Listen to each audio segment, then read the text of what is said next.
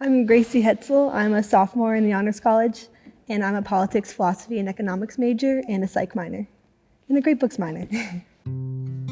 Being so close to Belmont Abbey, like physically from home, because I'm only 30 minutes away, I never really considered it out of high school. So I transferred in halfway through my freshman year. When I transferred from a Big Ten school in the Midwest, I knew I wanted something small and intimate and something that was really grounded in a strong academic experience. I think that the modern world doesn't really prepare us well, or doesn't really give us the opportunities to engage in true community with one another. Everything is sort of mediated by a screen or by an ideal that you're trying to achieve. What the Honors College does is it sort of takes these college students who have been brought up sort of feeling these pressures from the outside world and sort of having to deal with what the media in general has told us what we're supposed to look for in life. And it sort of does a 180 on that, and it tells us that we're not what we're perceived to be, but we're like actual people who have an end goal of something bigger. I didn't think that school or classroom experiences could really like bring people that close. But when you are reading these really deep texts from so long ago and from such bright minds, you begin to realize that there are such things as truth and beauty and goodness.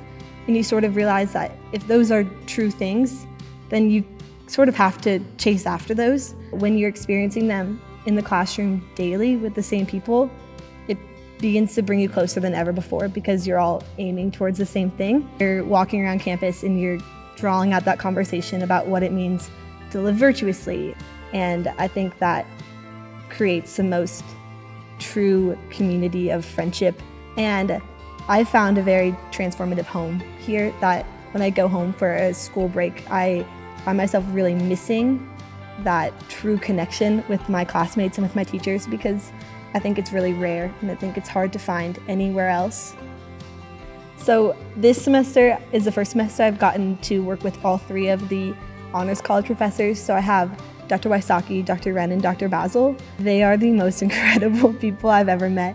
Every single Thursday, we're having women's office hours, just talking to Dr. Basil. It goes from we're continuing on our conversations on ethics from class, or we're just talking about boys. You really get to see in Dr. Basil someone who cares about you and this role model for women in general. And then Dr. Wysocki is just the most fun person to talk to. I will stop by his office and have a question about class, and it'll be like an hour later and we'll have gone through the most random spiral of conversation from like Crev Core's Letters to an American Farmer to what it means to apply universal to a particular and the failures of the judicial system.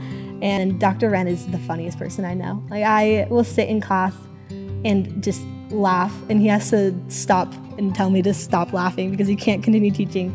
But he's also just brilliant. He doesn't let a moment go by in class where he's not really sort of raising the bar for us and wanting us to achieve what he knows we're capable of. The curriculum really does challenge you because whenever you find yourself getting comfortable with a lesson or an idea or a way of writing, you find that the teachers are going to look at you and applaud you for getting to that point, but then also show you the way to get even further. They do expect a lot of you because they know that you're capable of it. I was never the academic type in high school. I really didn't come out of high school like desiring to read ancient texts. I sort of just fell into it. So I think that just to sort of comfort you in knowing that there are a lot of us who kind of went into this not really understanding what we're getting into. And it is okay to be intimidated by these texts. These are intimidating authors. But just know that you're more than capable of excelling here, and you're more than capable of sort of finding yourself in these ideas because every day you're experiencing these realities that these people have just thought further about. And so you'll recognize yourself in the texts no matter what you think you are capable of, and no matter what your education has been. It's a matter of your love and your willingness to sort of just be present. I think that that's all this curriculum requires. It doesn't require any sort of higher level of academic success. It just requires your ability to kind of give into it and to look for the beauty in it. And I think if you can do that, you're going to find yourself succeeding in this program. And so I think that you can't go wrong with the Honors College at Belmont Abbey, because you're going to find what you're looking for no matter what. If that's a deepened education, if that's these really profound truths, or if that's just someone who will look at you and care about you as a person. You get to live a normal college life, and you don't miss out on the college experience.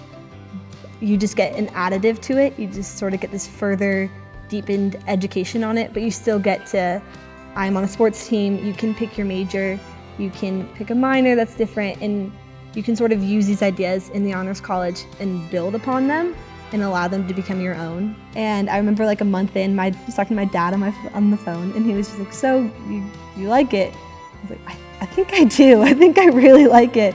And ever since then, it's been this like the biggest blessing ever. It's such a joy to just be at the Abbey in general, but then in particular to be able to experience it through the Honors College.